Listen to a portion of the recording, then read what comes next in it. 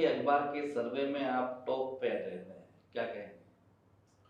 मैं धन्यवाद देना चाहता हूँ दैनिक भास्कर को कि उन्होंने ऑनलाइन जो भी सर्वे कराया, और मुझे उसके पहले वाले दिन का भी आपको सब पता है कि वो क्या क्या चीज़ें चली, और अगले दिन इसका रिजल्ट आया और मुझे 25% वोट के साथ भारतीय जनता पार्टी का सबसे पसंदीदा उम्मीदवार यहाँ की जनता ने बनाया।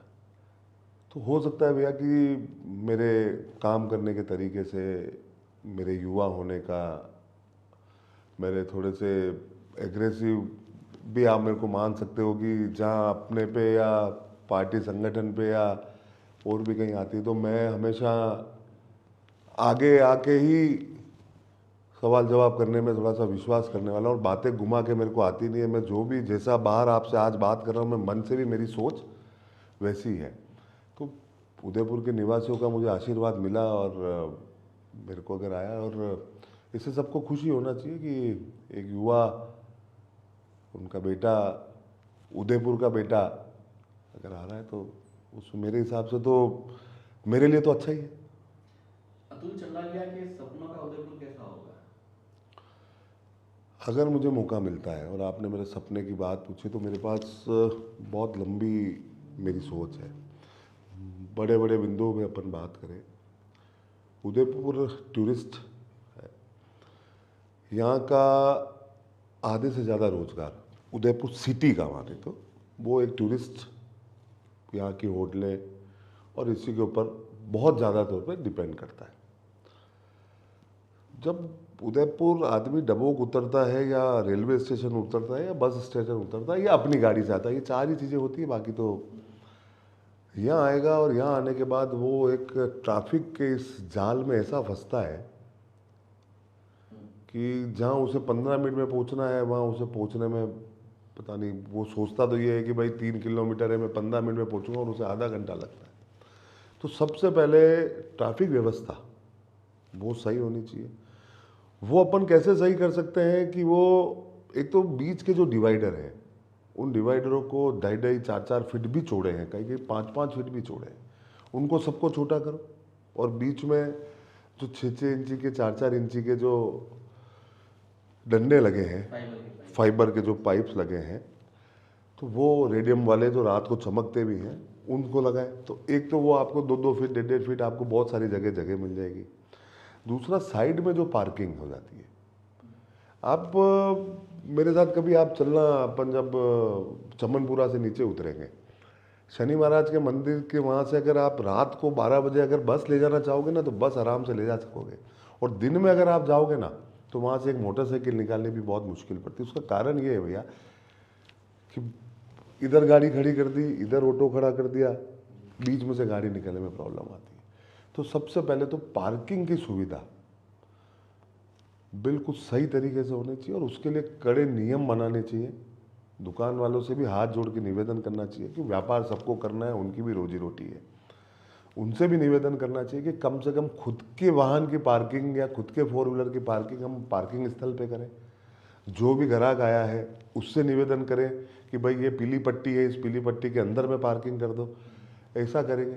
दूसरा, जो भी ओवरब्रिज, या अभी आप देखिए जैसे सिख कॉलोनी के बाहर बना, तो आज अपने को कितना वहाँ पे फ़ायदा वहाँ की जनता को मिल रहा है। फ्लाईओवर बन गया। ऐसे के ऐसे जितने भी उदयपुर में प्रस्तावित फ्लाईओवर है, वो तुरंत गति से उनको बनाना चाहिए। और जितना हम लेट होते जा रहे हैं ना भैया, उसकी कॉस्टिंग बढ़ती जा रही है। कोई काम हम 10 करोड़ से चालू करते हैं ना, वो काम अगर 10 करोड़ में पूरा हो जाता, आज उसको इतना लंबा समय हो गया कि वो अब 40 करोड़ में होने वाला। तो पैसे सरकार के कहीं नहीं लगते, पैसे हम लोगों की आम जनता के टैक्स से ही पैसे लगते हैं। कोई लगता है कि मारे कहीं करना है, सरकार रुपया लाग रहा है, सरकार को कोई पयो नहीं, सरकार कोई घरू नहीं ले रही है, नेता कोई घर रुपया नहीं ले रहा है। पैसे सब हम आप जनता के हैं, चाहे अपन डीजल का टैक्स चुका रहे हो, चाहे अपन कुछ भी कर रहे हो, चाहे इनकम टैक्स चुका रहे हो, चाहे वेट चुका रहे हो, चाहे जीएसटी चुका रहे हो, पैसे अपने ही हैं। दूसरा भैया, लाइफ लाइन है झील। झील के किनारे इतनी बड़ी बड़ी होटलें, कोई 7 करोड़ में शादी कर रहा है, कोई 10 करोड़ में शादी कर रहा है, बड़ी होटलें हैं, और ये हमारे उदयपुर की पहचान है। मेरा उनके प्रति व्यक्तिगत कोई भी रोष नहीं है, पर उनको भी सोचना चाहिए। हमारे जनप्रतिनिधियों को जाके उनसे भी बात करनी चाहिए कि आपने यहाँ होटलें बना ली, बहुत अच्छी बात है, स्वागत है। हमारे उदयपुर का नाम आप इतना रोशन कर रहे हो, स्वागत है। बड़ी बड़ी यहाँ पे हस्तियाँ आती है, आपके यहाँ सारे कार्यक्रम होते हैं, स्वागत है। आपने इस उदयपुर की झीलों को, जिससे आप कमा के खा रहे हो, आपने इन झीलों को क्या दिया?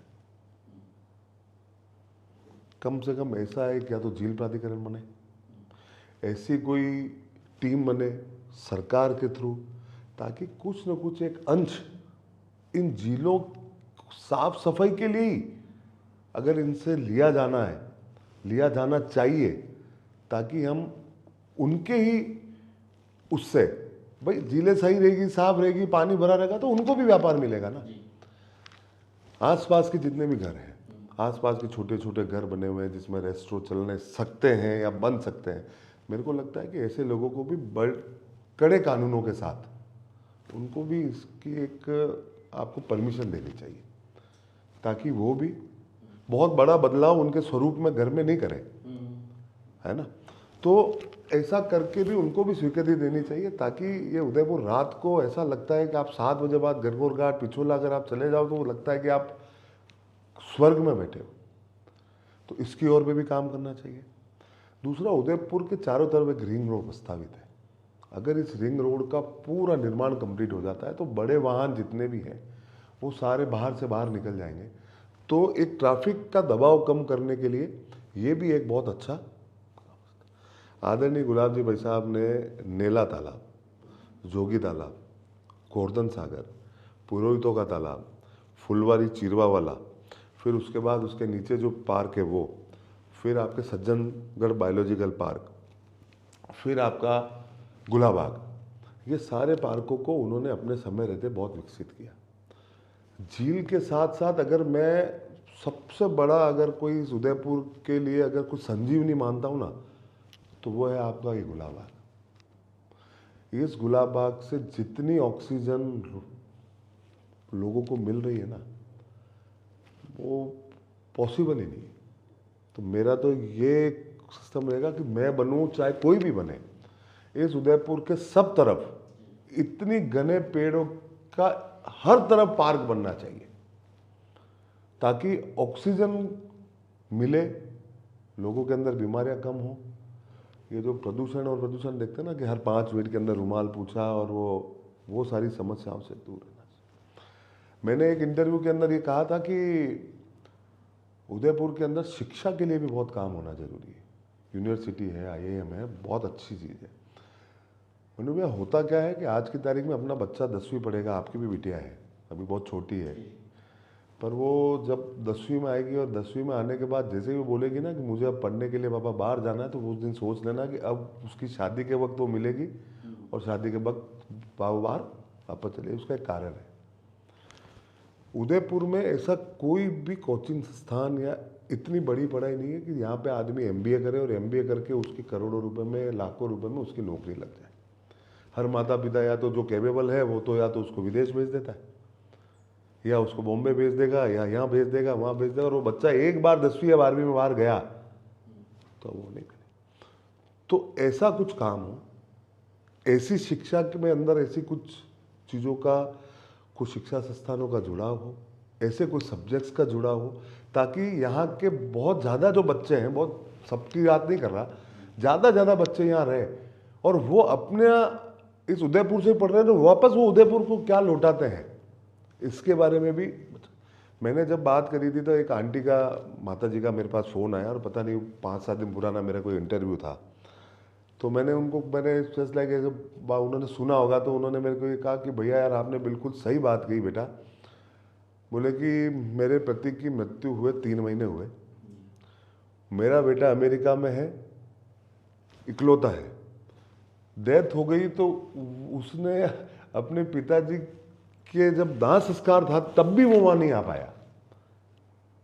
तो उनकी पीड़ा आप समझ रहे हो, जिस पिताजी ने कितनी मेहनत करके उस बच्चे को पढ़ाया होगा, और आज वो उनके, और ये सिर्फ उन्हीं के परिवार में नहीं है, ये बहुत सारे लोगों के परिवार में, बहुत उदयपुर वालों के वो है। दूसरा, आज की तारीख में एयरपोर्ट हमारा अच्छा है, रेलवे स्टेशन का कायाकल्प हो ही रहा है, बस स्टैंड हमारा अच्छा है, सब तरफ से हम हाईवे से जुड़े हुए हैं, कहीं नेशनल 6 से जुड़े हुए हैं, कहीं 4 से जुड़े हुए हैं। आदरणीय कटारिया साहब ने नितिन जी गडकरी के साथ वार्ता करके इस उदयपुर को सब तरफ से जोड़ रखा है।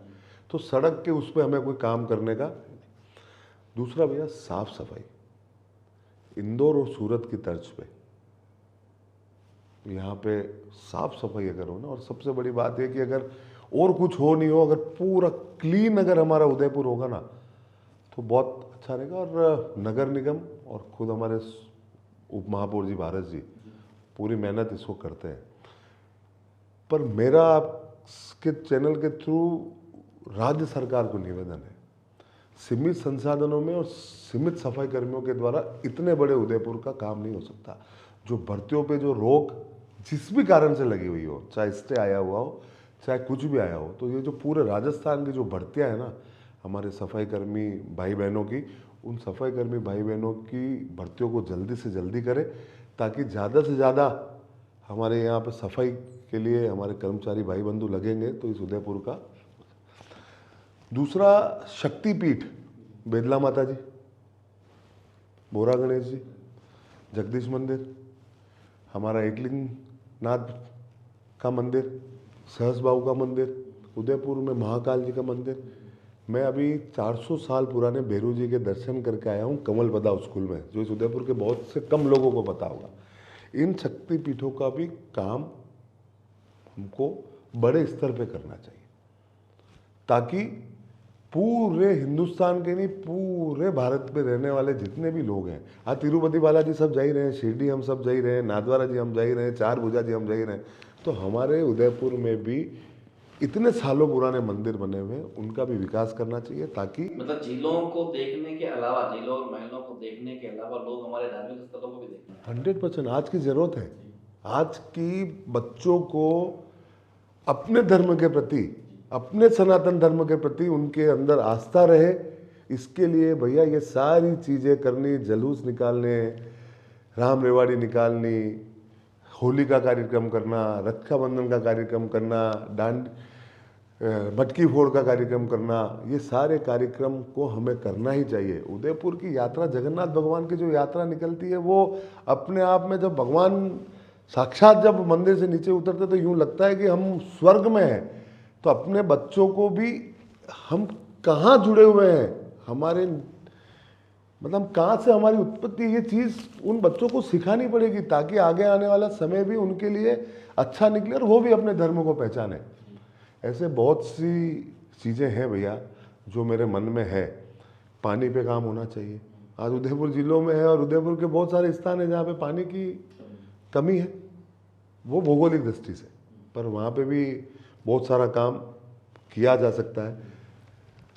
अभी कहीं मैं इंटरव्यू में पढ़ रहा था कि गुलाब जी भाई साहब का एक सपना था वेनिस आहड़, और जहाँ पे भी हम जाते हैं तो जितने भी मेरे कांग्रेस भाई बंधु मिलते हैं ना, उनकी कैसेट एक ही जगह आके टक जाती है, वो है आहड़ नदी। गुलाब जी भाई साहब ने कितना काम किया, और मैं तो यहाँ तक कहता हूँ कि सुखाड़िया जी को सपने को पूरा करने का काम अगर किया है तो वो आदरणीय गुलाब जी भाई साहब ने किया है। दोनों की पार्टियाँ अलग अलग हो सकती है, पर दोनों का सपना एक था। सपना देखा सुखाड़िया जी ने, आदरणीय सुखाड़िया जी ने उस सपने को थोड़े तक पूरा किया, और उनके सपने को पूरा किया आदरणीय गुलाब जी भाई साहब ने। कोटा का रिवर फ्रंट जैसा क्यों नहीं बन सकता, ऐसे कहीं बात हो रही थी, तो मैं कल कोटा ही था भाई साहब। 1400 करोड़ रुपए का रिवर फ्रंट कोटा चंबल में बना है। उसके मैं फ़ोटो कुछ आपको भेजूंगा। सीढ़ियाँ टूट गई, अभी तो उनके उद्घाटन में आदरणीय मुख्यमंत्री जी आए नहीं, क्योंकि एनजीटी आप जानते होंगे, उन्होंने उसके ऊपर कोई रोक वोक लगाई थी, तो वो वहाँ पर उस कार्यक्रम में पहुँचे नहीं। अभी तो उसका उद्घाटन ही बहुत नहीं हो पाया, और आज की तारीख में वो स्थिति में हो गई। तो आयड का तो यही है, आयड का आज से पहले की आयड, 5 साल 7 साल 8 साल पहले की आयड और आज की आयड में, और कटारिया साहब ने तो श्रमदान के रूप में भी यहाँ के बहुत सारे लोगों से यहाँ पे काम कराया। आज आप आयड जाओ, आज सीमेंट कंक्रीट से उस नदी को भरा जा रहा है, वो गलत है, टाइल्स से लगाई जा रही है, तो कई मीम्स भी मैंने देखो सागर में मिलेंगे वो टाइल्स, वो गलत है, वो गलत है। आपको काम बता सकते हो कि मेरे मन में ये काम करने का है, अब उसको एग्जीक्यूट करना है वहाँ के इंजीनियरों को। मैं यहाँ का जनप्रतिनिधि बन सकता हूँ, पर किसमें कितना मिलाना है और किसको कितना करना है वो तो वहां का इंजीनियर कर सकता है। गुणवत्ता से काम कर रहा है या नहीं कर सकता ये मैं देख सकता हूं कि उसने कितनी रेती मिलाई, कितनी सीमेंट मिलाई, ये मैं कर सकता हूं। अगर मैं इंजीनियर ही होता तो फिर सारा काम मैं ही कर लेता। भाई मैं बता सकता हूं कि भैया इसको एग्जीक्यूट कैसे करना है। मतलब आपने हाल ही बोला कि उदयपुर शहर की शाम और रात काफी खूबसूरत है, तो इसको सुधार के लिए होना चाहिए। लेकिन 10 बजे बाद यहाँ कुछ नहीं मिलता। बहुत सही बात कही। ठीक है, और रात्रि इतना जो पर्यटकों की नगरी है, दुनिया के सबसे खूबसूरत शहरों में शुमार है, तो उसके बाद भी आज तक बोर्ड आपकी पार्टी का रहा, विधायक आपके रहे, फिर भी कुछ नहीं हो पाया। 100% मनु भैया, कम से कम इस उदयपुर शहर के चारों कोनों में 4 से 5 फूड कोर्ट बनने चाहिए। मैं आपकी इस बात को, आदरणीय कटारे साहब ने इसकी कोशिश भी करी। स्वरूप सागर के किनारे फाउंडेशन भरे हुए हैं, वहाँ पे मसाला चौक बनने वाला था। अपने ही पार्टी के, बिना पार्टी के बहुत सारे चाहने वाले लोग हैं, वो खुद जाके वहाँ पे स्टे लिया है, बाकी आज वो बन के तैयार हो जाता। मैं तो एक ही आपको रात्रिकालीन भोजन की व्यवस्था के लिए नहीं बोल रहा हूँ, मैं आपको कह रहा हूँ 4 ही कोने पे व्यवस्था होनी चाहिए और 100% ये सुबह 3-4 बजे तक ये चलना चाहिए। आज उदयपुर में 10:30 बजे और अपने को भी कुछ खाना है तो अपने साथ ये बहुत मैं मानता हूँ इस चीज़, मैं 100% आपको मानता हूँ। और पुलिस प्रशासन से और प्रशासन से भी मेरा निवेदन है कि इस तरफ गवर्नमेंट को एक पत्र लिख के, दूसरे जो दुकानदार हैं, जो होटल हैं, उनके अगर घंटा आधा घंटा अगर प्रशासन बढ़ा सकता हो तो उसको भी बढ़ाना चाहिए। नगर निगम को, यूआईटी को, जो भी सरकार बने उसको यहाँ पर फूड कोर्ट बने जो रात भर चालू रहे। आज अपन इंदौर जा रहे हैं तो हो ही रहा है, सूरत जा रहे हो ही रहे हैं, जयपुर जा रहे हो रहे हैं, तो इस उदयपुर में क्यों नहीं हो सकता? इसके पीछे का क्या कारण है और क्या लॉजिक है, मुझे आज तक समझ में नहीं आया। जननेताओं की इच्छा शक्ति की कमी की वजह से हुआ, वरना तो क्या इच्छा शक्ति सबकी हो तो चलेगा। आदरणीय कटारे साहब ने तो अपनी इच्छा शक्ति की वजह से इतना बड़ा टेंडर किया, अब लोगों ने नहीं बनने दिया। भाई साहब ने तो ओवरब्रिज के लिए भी टेंडर किया, नहीं बनने दिया। भाई आज कोर्ट के आगे, जुडिशरी के आगे तो कोई भी नहीं है ना, आज सर्वोच्च वही है। अगर वहाँ स्टे है तो भाई साहब भी क्या करें, आप भी क्या करो और मैं भी क्या करूँ। मैं तो आपसे ये निवेदन करना चाहता हूँ कि आज उदयपुर का सबसे ज़्यादा डेंसिटी वाले एरिया कौन कौन से? उदयपुर, आप दिल्ली गेट, चेटक, चेटक पे हॉस्पिटल, फिर आप नीचे उतरेंगे कलेक्ट्री, आईजी ऑफिस, एसपी ऑफिस, यहाँ आएंगे तो आप रेलवे स्टेशन, फिर आएंगे तो रोडवेज। रेलवे स्टेशन चलो हम नहीं हटा सकते, करोड़ों रुपए का है। कलेक्ट्री हट सकती है, जेल हट सकता है, आईजी ऑफिस इसको और कहीं शिफ्ट किया सकता है। मेरे हिसाब से रोडवेज डिपो है, ये सारी चीज़ें बाहर जानी चाहिए। झील के किनारे हर तरफ कैमरे लगने चाहिए। आजकल सस्ते सस्ते कैमरे आने लगे जो बहुत उच्च क्वालिटी के हैं। पहले तो बहुत महंगे आया करते थे, 90 डिग्री, 360 डिग्री और सारे कैमरे आने लग गए। सब तरफ कैमरे लगाए जाने चाहिए, पूरी व्यवस्था सुरक्षा की और वॉचिंग की रखनी चाहिए ताकि पता चले कि भाई कौन क्या कर रहा है। और हाथों हाथ, अब आज की तारीख में तो आपके पास चालान कहाँ बनता है अगर आप ओवर स्पीड हो, डायरेक्ट आपके घर आता है ना। वैसे के वैसे कैमरों के थ्रू आप देखो किसने कचरा डाला, किसने पानी सीवरेज का गया, किसने क्या किया, आप तो पेनल्टी बना के डायरेक्ट उनके घर डालो ना, उसमें प्रॉब्लम क्या है? 1 या 2 के साथ अगर आप कड़क रूप से करोगे, या आप उनकी भलाई के लिए कर रहे हो, आप उदयपुर की भलाई के लिए कर रहे हो, तो आपको ये निर्णय आपको करना चाहिए। आज बाहर से जितने भी बच्चे आते हैं भैया, वो कोई ज़रूरी नहीं है कि हर माताजी पिताजी महीने के 10,000 15,000 रुपये दे सकता हो। सरकारी हॉस्टल बच्चों के लिए बनाने चाहिए। ये काम भी इस उदयपुर में होना चाहिए ताकि बाहर से कोई भी बच्चा सरकारी हॉस्टल के अंदर रहेगा तो बहुत कम पैसों के अंदर वो यहाँ अपनी शिक्षा को प्राप्त कर पाएगा। तो ये काम भी हमें करना चाहिए। महाराणा प्रताप इस पूरे विश्व में अपनी शक्ति, अपने बाहुबल, अपने शौर्य, पराक्रम की वजह से जाने जाते हैं। मैं तो कहता हूँ ये उदयपुर ही उनके नाम से ही जाना जाता है। आप बाहर कहीं विदेश में जाओ ना तो पूछते हो भाई कहाँ के हो, तो अपन जैसे ही बोलते उदयपुर के तो बोलते हैं कि महाराणा प्रताप। तो उस समय मेरे साथ ये वाकया हुआ चाइना में, तो उस समय मतलब यूँ एकदम ऐसा लगा कि हमारी पहचान महाराणा प्रताप। तो मेरा आपसे निवेदन है कि जैसे केवड़िया के अंदर सरदार पटेल भाई की मूर्ति लगी, आज उस मूर्ति की वजह से वहाँ का जितना भी वो केवड़िया का स्थान था आज वो बहुत ऊपर वहाँ के लोगों। तो उदयपुर के अंदर भी हमारे महाराणा प्रताप की एक बहुत ऊंची मूर्ति। बजट की चिंता नहीं करनी चाहिए। आदरणीय मोदी जी के पास अगर यहाँ के लोग गए तो 100% उसकी स्वीकृति वो हमें देंगे और केंद्र सरकार राज्य सरकार मिलकर इस काम को करेगी।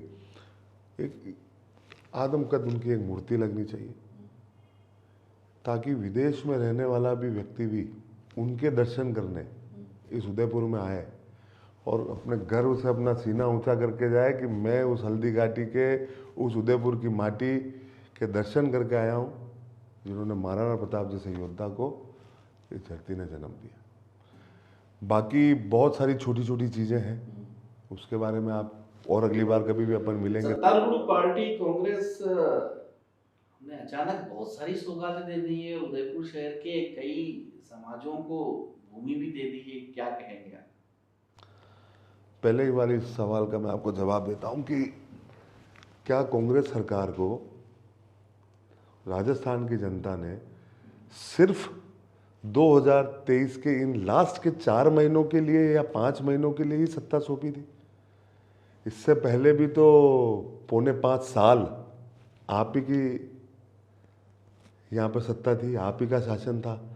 तो आज आप जो एक वोटों की राजनीति के लिए जो आप ये फ्री में मोबाइल, ये वो खाने के पैकेट ये सब बांट रहे हो, तो उस समय भी तो यही भोली भाली जनता 5 साल से आपके साथ थी। तो हम लोगों की चिंता, यहाँ के निवासियों की चिंता, राजस्थान वासियों की चिंता आपको इन 4 महीनों में क्यों हुई?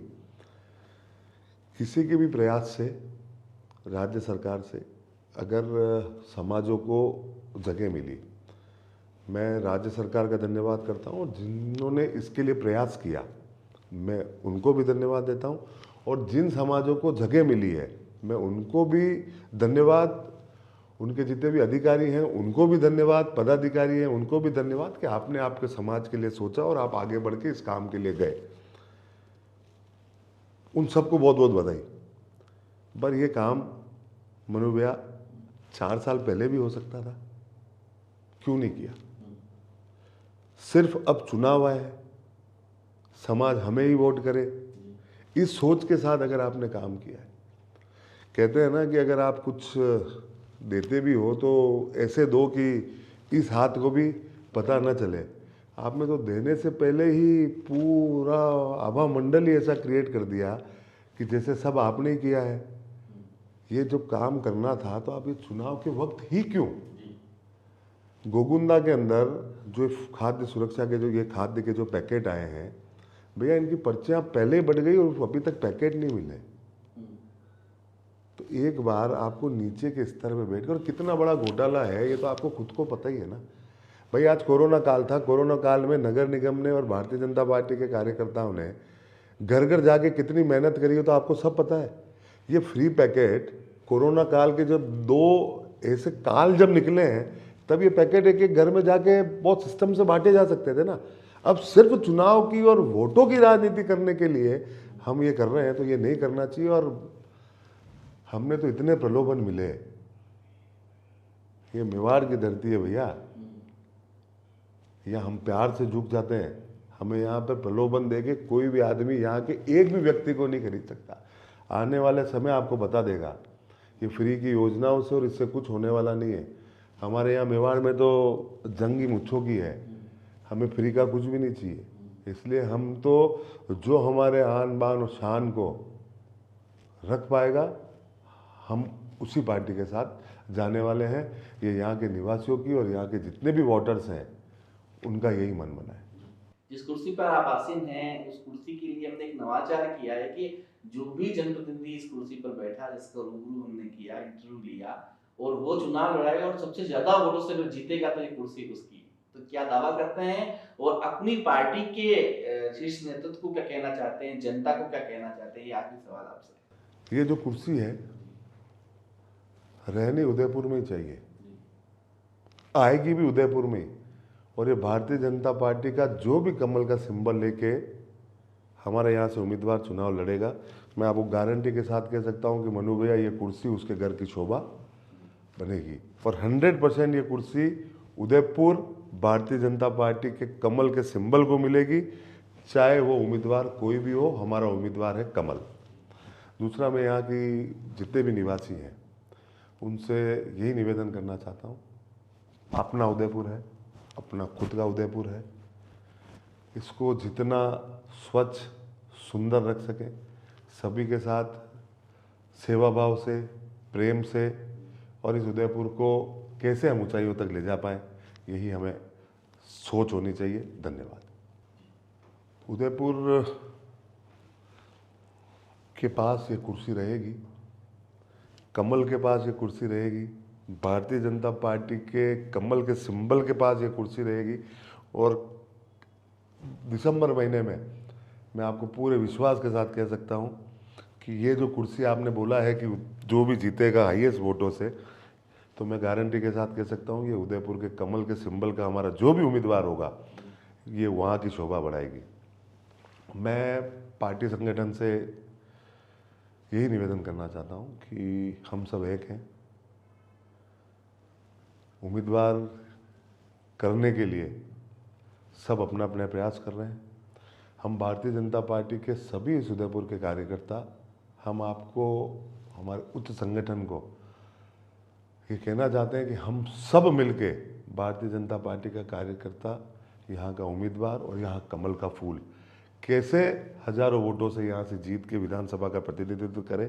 तो आप उदयपुर की तरह से बिल्कुल आप मन में कुछ ना रखें। 100% भारतीय जनता पार्टी का कार्यकर्ता यहाँ से जीत कर यहाँ से भारतीय जनता पार्टी का विधानसभा के अंदर प्रतिनिधित्व करेगा। आपके चैनल के माध्यम से मैं उदयपुर वासियों से भी निवेदन करता हूँ कि उदयपुर एक बहुत शांत नगरी है, बहुत अच्छी नगरी है, झीलों की नगरी है।